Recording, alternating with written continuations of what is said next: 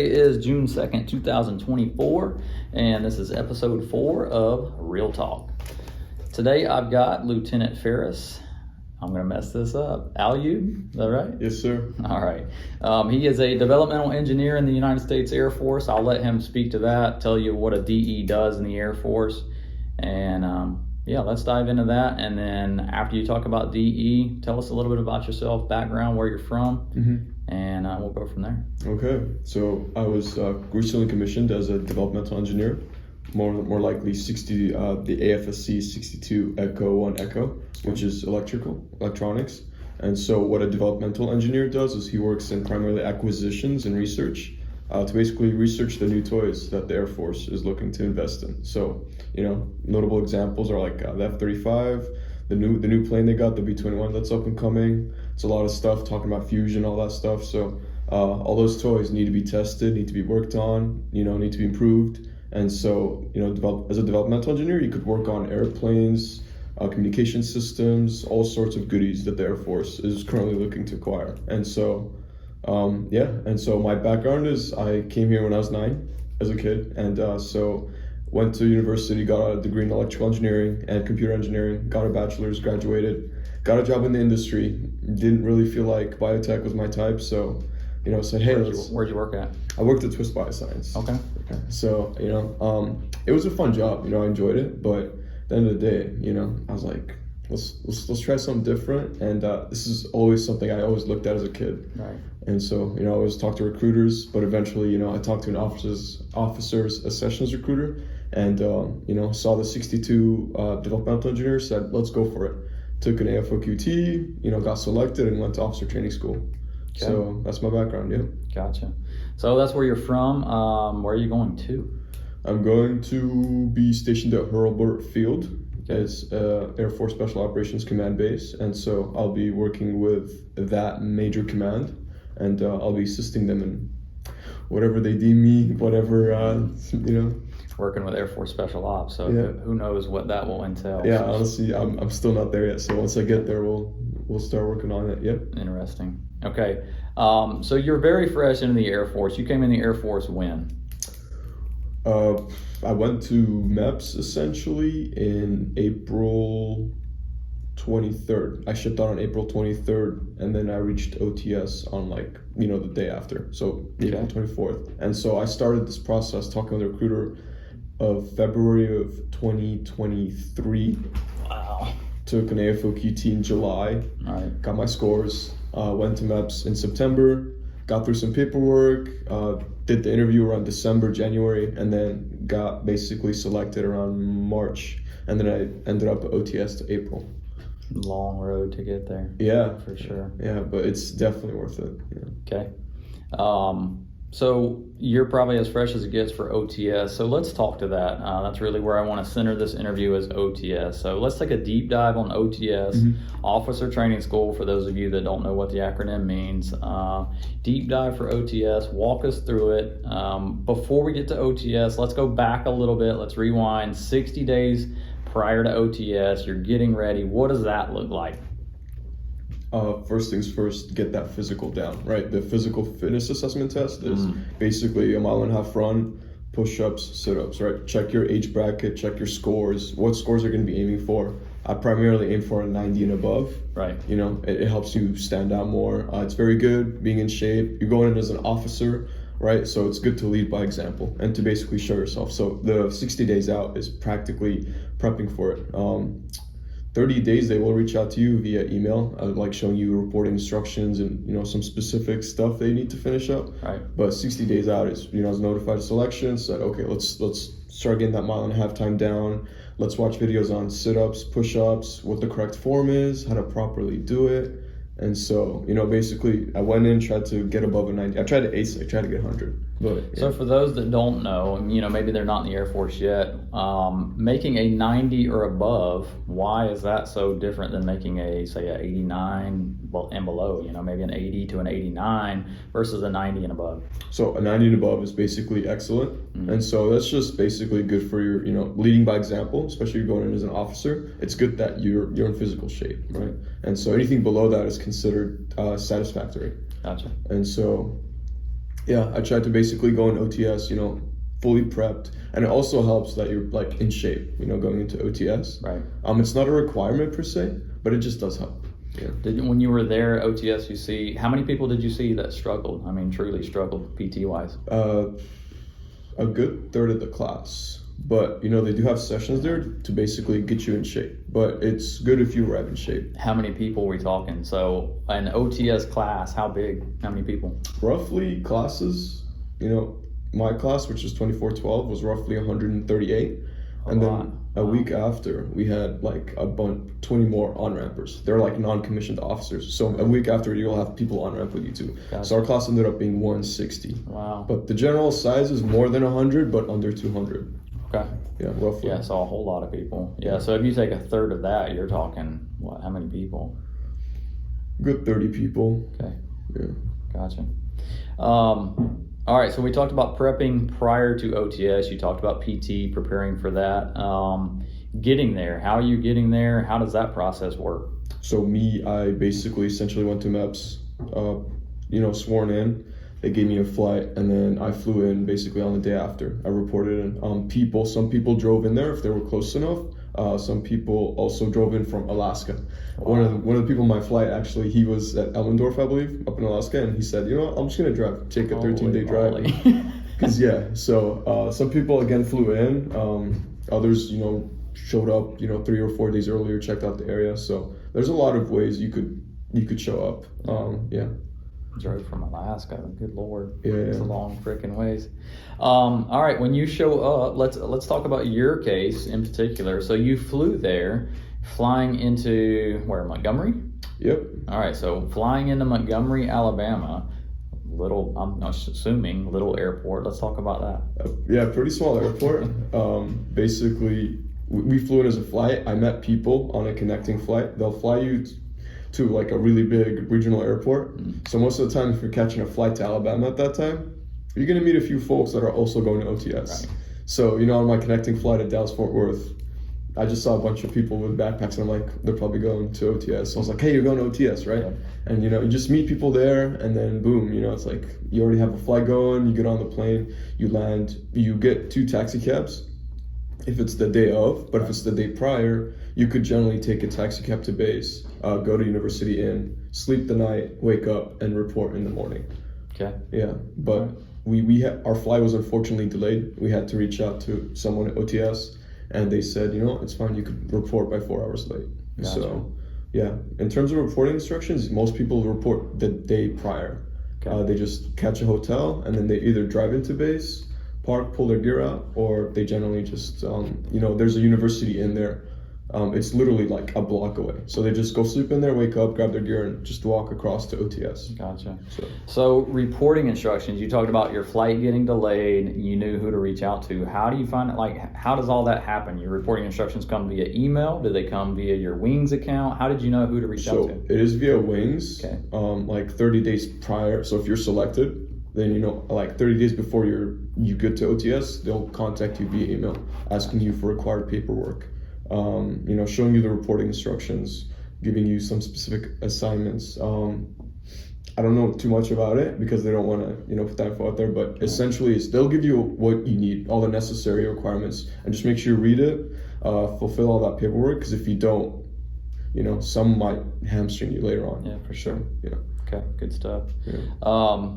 All right, diving into OTS, I can't even call it week, but I know when I went to basic military training, which is a lot different than OTS, we had 0 week day 1. In your case, is it considered weeks, phases? What is it? So it's considered modules. They go from mod 1 to mod 5. All right. So like mod 3 is where you turn into an upperclassman. Okay. But mod 1 is essentially just getting you acculturated to military culture, waking up early at 04:30, basically common courtesies, salute, drill, marching. How to process through the dining facility, how to salute, how to, just in general common courtesies. And so how to properly wear your OCPs, taking you to purchase equipment at the shop if you don't have any. Right. So. Yeah, the first week was essentially very close to BMT. You'll have MTIs basically guiding you through the the process. So the first week and a half is mod 1. That's just like shock, so Gotcha. yeah.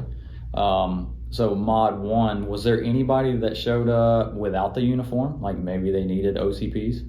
Yes, yeah. You could show up just in regular reporting instructions, which is I think a button-up shirt, khakis, and your shoelaces, sports shoes tucked in, shoelaces tucked in. Gotcha. And on the first day or two, they'll take you to the shopette and tell you what you need to buy. Gotcha. What you don't have, what you need. So some people show up with 1 pair of OCPs, some people show up with 2, some people show up with everything on the packing list, some people show up with nothing. So, and they'll get that squared away. Your MTIs will get that squared away. They'll know who needs what, and so they'll give the opportunity. But it is a good idea to show up with 1 set of OCPs. Know how to wear your OCPs, know how to put the patches on. It helps. It helps save you some time. So what was, going back to mod 1, what was your initial thoughts? First TI, the first time you saw, they wear the hats, right? Mm-hmm. First time you saw the drill sergeant hat, maybe they had the taps on the boots, maybe they didn't. What were your thoughts? I was a bit nervous, Right. I was like, oh shoot, and I was rolling my duffel bag, and I guess it kind of broke when I was, in the airplane, because it was a bit heavy. It was like 60 pounds, and so I'm walking by, and this thing's dragging. It's making this like scraping sound on the ground, Right. and it's heavy, so I'm starting to fall behind a couple of people. And I'm like, shoot, and then we're going to the dorms, and 2 MTIs are staying outside the dorms, and I'm like, oh boy, that's not good. I'm falling behind. This thing's dragging. He's like, hurry up! So I just like grabbed the thing, lifted it, and just sped up, but. Yeah, basically, it's an interesting. The MTIs are very interesting, Gotcha. Yeah. They won't really like shout at you. They will shout at you, but only if you do something wrong per se. So if you show up there squared away, your spins, your dorm procedures, everything, you're fine. But it's like when you do something wrong, that they have to correct it. So.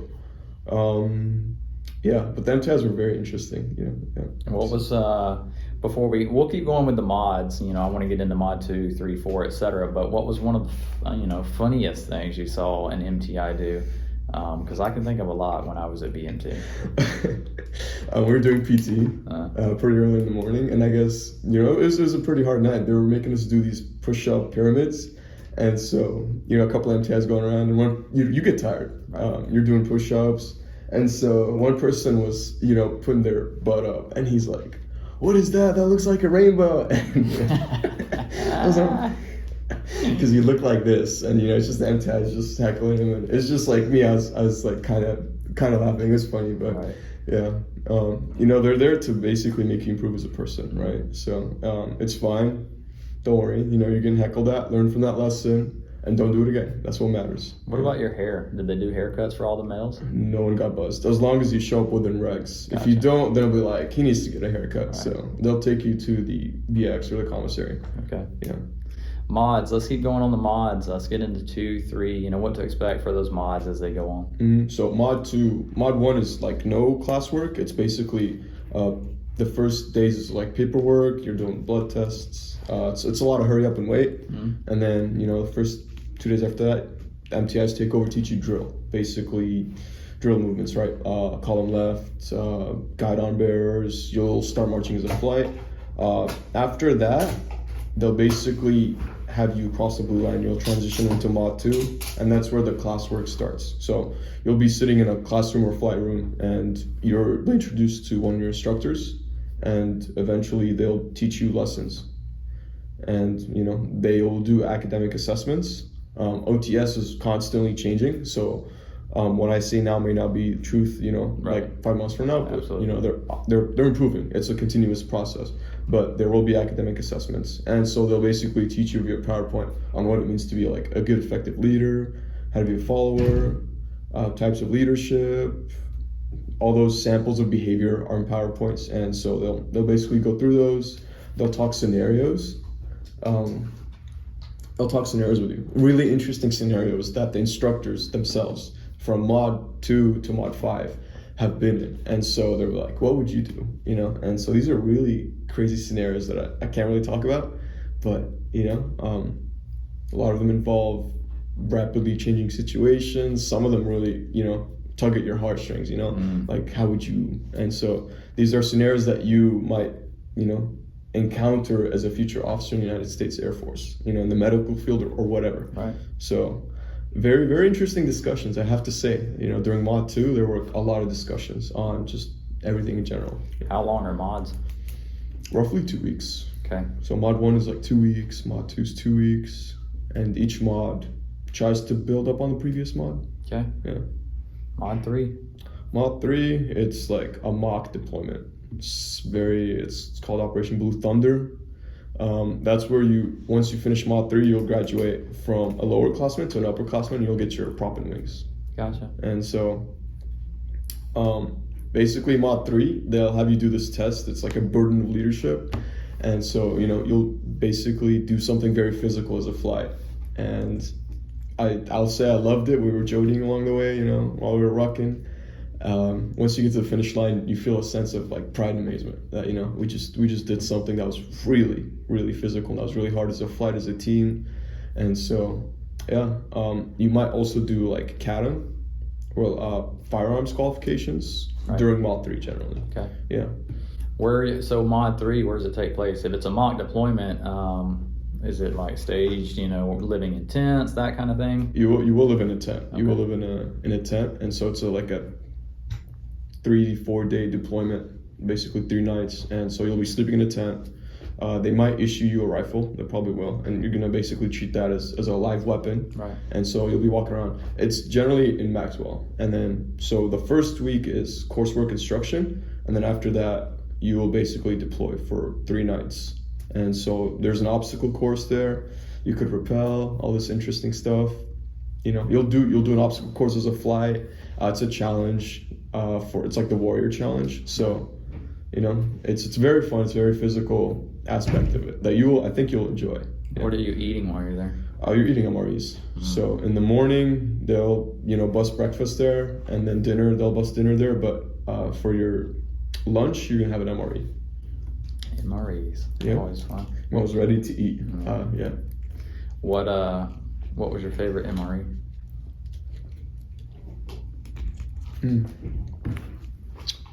I like the vegetarian options. I like the elbow macaroni and tomato sauce. All the veggie ones have the best snacks. They always have Reese's or Reese's Pieces or M&Ms, something crazy. And it's funny, people in Mod 3 were like changing snacks. Like, oh, hey, I don't like this MRE, you want to swap it? Right. Or, you know, so people were constantly swapping, you know, oh, I don't like this Santa Fe rice. So it's great, yeah. Okay, moving on, Mod 4. Mod 4 was more like strategic level thinking. So instead of Mod 3 was more tactical, you're working as like a flight or a team. Mod 4 is like the bigger picture. Like if we were to be essentially, you know, go to war with the country or something like that, they'll have you basically be an ops commander, like in control of a really big airfield, and you're doing logistics type work. How do you ensure that all the airfields are getting that? And so it's called ACE, or Agile Combat Employment. Right. So basically I'll be talking about how do you fulfill that? How do you get those airfields up and running, right? What do they need? So you as a commander, it's called mission command experiences, right? And they'll test you on it. So you'll be a mission commander. You'll be in charge of a specific operation or specific airfield. And so how do you establish, how do you show your leadership attributes during that? So it's very like they split the levels into tactical, operational, strategic. You'll be most likely as an operational aide. So in charge of airfields, in charge of like units, fighting. It was called Operation Pacific Shield. Gotcha. And it was like in the South China Sea. So it's a very, very interesting, like 3-4 day affair, basically. Yeah. Very true to life. Yeah. Interesting. Is that the last mod? Okay. You transition into Mod 5, and that one is like Mod 3, except way more interesting. And so each of these modules, you're transitioning from different instructors, and that's an amazing thing too, because every instructor brings a different flair to the classroom. So, you know, one instructor would be giving you scenarios or leadership experiences, you know, that he ran into as an officer, right? And these instructors, they ran into issues that you will encounter in your career. And so these instructors would bring scenarios. So every mod, you're swapping instructors. Mod 5, you're basically doing like another small deployment. And so this one is basically trying to control a small island. in the South China Sea, and you'll be competing with people in your class. Essentially, they'll split the class in half, and you're basically going to do, they're called MCEs, Mission Command Experiences, where you'll lead a flight or a group of people under you, and you'll act as the commander.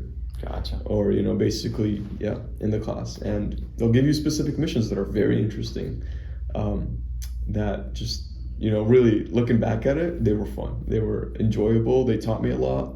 I learned a lot. And so I grew a lot as an individual. Each mod really taught me something. Right. So, yeah. Are all the instructors, I was going to ask, are all the instructors enlisted and officer, or are they all commissioned officers? So both. Okay. You will have enlisted instructors. Okay. You'll have like senior enlisted leaders or senior enlisted instructors, but you'll also be dealing with a cadre of commissioned officers. Okay. You'll be dealing with captains, majors, lieutenant colonels, and so every class or every flight has a different instructor. And so you'll deal with both, but you'll also, some people in your class may be prior enlisted. They may have on-ramped in as technical sergeants, they may have non-commissioned officers. So you'll be dealing with enlisted and commissioned. Okay. Mods, that's all the mods? Or is there more? Mod 1 to Mod 5, yep. Okay, so mod 1 through 5. So that's the mods, kind of the day-to-day, the weekly, the grind, right? Living conditions and after hours. Let's speak to that. Where are you living with all this happening, obviously outside of the deployment aspect, which you said is mod 3? Mod 3 and Mod 5. Okay, so living conditions, where are you living full-time, and what does after hours look like? So you're living in the dorms. Essentially, you'll have 4 beds and a shared restroom. And so they'll before you arrive at OTS, they'll give you something called dorm spins. And so they'll essentially tell you how to set up your dorm in a way. Like your OCPs need to be in this order, your blues, your laundry bag needs to be in the corner. So I didn't have much issues with the living conditions. It was hot. I went in April. So it was chilly in the mornings, roughly 68 degrees. Right.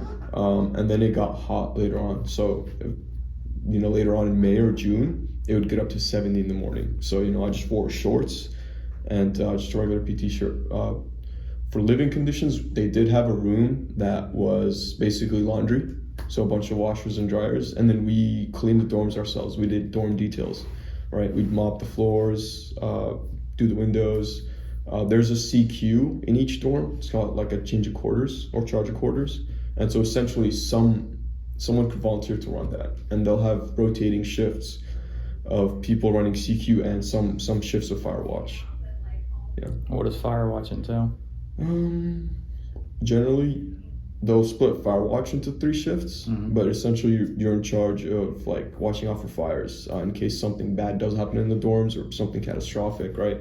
You basically could contact your cadre or instructors, be like, something bad happened, and you could evacuate it. But essentially you're up from 10:30 p.m. to 12, or 12 to 2, or 2 to 4. So in BMT, that was similar to our ECP, entry controller. Okay. Yeah, not Firewatch, but entry controller. And they probably got the worst of BMT. The late, and OTS probably different, but definitely late calls, it's 3 a.m., TIs trying to break into dorms and all kind of craziness and madness. Anyway. The MTIs aren't as crazy right. in OTS as in BMT, because I was talking with prior enlisted, right. And they would tell me, some MTIs at like BMT were crazy. Oh yeah, very much so. So they generally tone that down at OTS. Let's talk about PT, physical training, tips and tricks prior to what to focus on. You talked about this a little bit, but PT, let's talk about that. How often are you doing PT? Are you testing there? If so, how often? Is it part of graduation? So we did PT at 0430 every day. Wake up, do PT. Now, was it intense? For me per se, I went in, I looked at the chart, the 1.5 mile run, the sit-ups and the push-ups. I want to get about 90 and above. And so I ended up with a 98.5 score. It's very doable. You just have to prep the month prior, around that 1.5 mile. But there were people who maybe chose to elect to take an easier route. And so they just said, you know what, I'm going to get a satisfactory and above, work on that. And then you're up at 0430. The first week is MTI controlled. So essentially the MTI will be doing the PT. So, you might be running around the track or jogging around the track, doing jodies. They generally split it up into strength day, and then cardio day, strength day, cardio day the first week. And after that, the MTIs go away, and then you'll be doing your own PT. So you could, if you want, walk around the track after the first week. It's MTI-led PT after the first week is not. So you could be lifting weights if you want. They have a gym. It's called a PCC. They have a beaver box there. It's like a shipping container with weights, basically barbells, kettlebells. And so tips and tricks, you'll be doing push-ups and sit-ups on a blacktop. And not pleasant. It will definitely, hurt your hands. So some people brought gloves and towels. Okay. So yeah, you're out on the blacktop.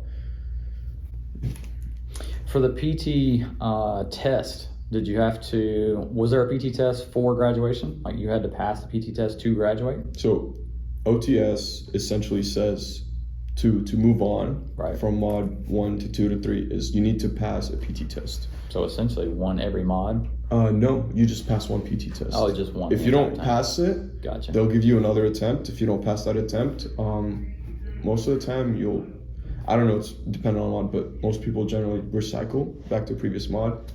And then you'll attempt it again, you pass it, then you're fine. But essentially 98% of the class, or I can only recount 2-3 people that unfortunately failed the first PT, did a retest, didn't do it, so they got recycled. But that majority, like 99% of the class passed it.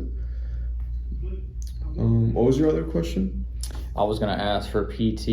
It's kind of evolved a lot over the last really 2-3 years. Did they allow alternatives such as the 1.5 mile run or the hammer shuttle run? They do the old school PT test. So the new PT test that the Air Force is rolling out, the hammer runs, all that stuff, no. It's just a 1.5 mile run, sit-ups, and push-ups. No alternatives? No alternatives. Okay. Not yet as of now, but it's just the old school PT test. And so you're going to wake up one day at 04:30.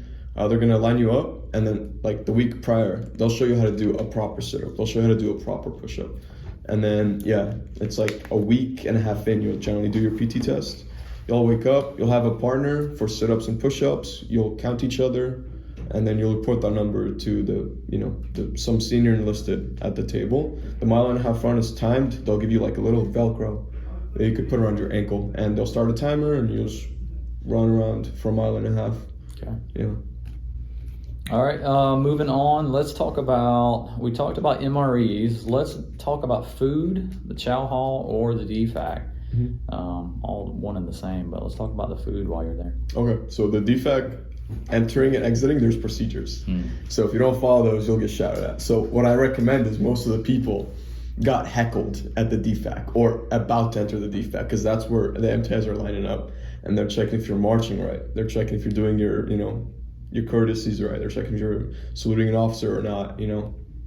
They're checking for mistakes to correct. And so, most of it was around the DFAC. You'll get tested around a lot of the DFAC. So there's entry procedures specific, like it's called dining priority. Essentially, you essentially have to walk to like chow sharks and chow guards, I think they're called. So the flight leader has to report to them. Once you do that, you get cleared in. You go in the bay 1 or bay 2. And so you line up, you could say post, go to the trays, pick up your food, and walk around. And so the assortment is like salad. You get a salad bar, and then after that you get, chicken. You get your choice of chicken, baked fish, some form of meatloaf, and then you have vegetables like cauliflower, peas, carrots, steamed. Some of them are fried. And then you got sweets. You got yogurts, proteins, pecan pie, Gatorade, all that stuff. You go around, you check out. If you're DCO, you're direct commission officer, you pay. If you're not, if you're just going in as an OT, officer trainee, you won't pay. You'll go sit down. Table 4, there's procedures. The chow shark will direct you, but there's specific procedures. You'll sit down, get roughly 10 minutes to eat, stand up, follow those procedures, exit, meet up on like a pad, and then you'll be generally reading your talent that you'll get issued to. So the first day, you'll do a lot of paperwork. They'll issue you a blue book called the Talon. It has a lot of answers. And so I would generally be reading that. Don't sit around and talk during SMT because you might get quizzed on those questions if you get it wrong. Yeah. All of that is very similar to BMT. Yeah. It's interesting. Yeah. I can remember we had what they called a chow runner. Mm-hmm. So same thing, you had reporting procedures and you'd go in, do all this stupid stuff. But the chow runner, in the event that a glass or something had fallen, I don't know why I remember this, but if a glass fell or something fell and broke on the floor, it would say, "Don't touch it, chow runner!" And the chow runner would have to come in, sweep it up, clean it up.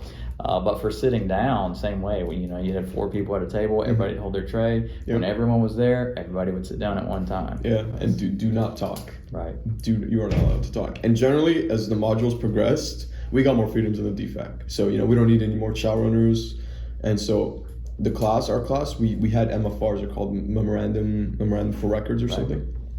You could push those up to your instructors. And if you have a good reason, a very good reason of why this shouldn't be anymore, and you're capable of arguing your case, especially as an officer, because that's what they want you to do, then they'll give you that freedom. They'll be like, okay, we'll allow it. And so that will get pushed down. So the first 3-4 mods, we had a chow runner. And so it's after that, you get used to it.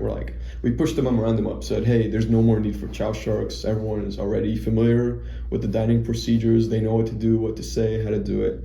So, right. So, they give you that freedom. And the more modules you progress at, you get more freedoms. Gotcha. Yeah. All right, let's talk about details and additional duties. So there is details. There's a flag detail. Generally, those people get up at roughly 6. They wear OCPs and they go basically put up the flag and put it down. It's flag detail, how to basically roll it or fold it. Fold it, yeah. And so that's an option. You could do CQ and Firewatch.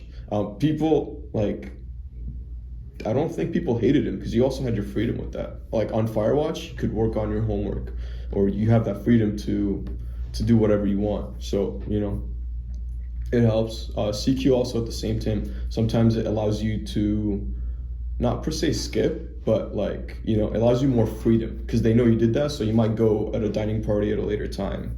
And so there's also details. We clean our dorms and sometimes MTIs will ask for volunteers for specific tasks. If you'd like, volunteer for those, because sometimes that might take you out of some classroom instruction that you're not a fan of. Right. So there's plenty of opportunities to volunteer, and if you want, you really want to stand out there and be a distinguished graduate, it's always good to volunteer. Make yourself stand out as a leader, right? Okay. Continuing on, not so much details, but talk about drill and ceremony. I know for us there was a lot of drill, a lot of ceremony, but was there any practice on leading a formation, drill? Just speak to that, drill and ceremony. So drill, basically you'll be marching. You'll learn your left obliques, right obliques, column left, column right, right haste, left haste, about haste. All those will be taught in mod 1. And so your first mod, you'll get a flight. And then generally, my flight, every week we alternated to a different flight leader or a flight lead. So our class went through 6 to 10 flight leads, and wow. If you want to be a flight lead, go for it. So basically you lead a flight of roughly 12 to 16 individuals. And so basically you'll be leading them, ensuring that their safety. You'll be giving them commands to march to the DFAC, to the classroom, to wherever OTS needs you. And so, yeah. What about open ranks, uniform inspections? They taught us open ranks. Right. They did teach us open ranks. They did do a blues inspection, but it wasn't in open ranks. Okay. It was pretty hot that day, and they didn't want us, standing out in blues, sweating. So we just did it in dorms. But they will teach you open ranks. Okay. Yeah. For ceremony, they'll just teach you as the mods progress, mod 3, 4, 5. They'll start teaching you how graduation practice or parade practice, how to do specific movements. And it's the same as marching, except marching as a flight, you're not marching as a squadron. So it's 4, 5, 6 flights combined. So it'll be, instead of 16 people marching, it'll be 50. Right. So, yeah. Okay. that leads us into the next point, graduation. Let's talk about graduation, orders, and TMO. Okay. So as you progress from like mod 3 to mod 4 or 5, you'll get more freedoms.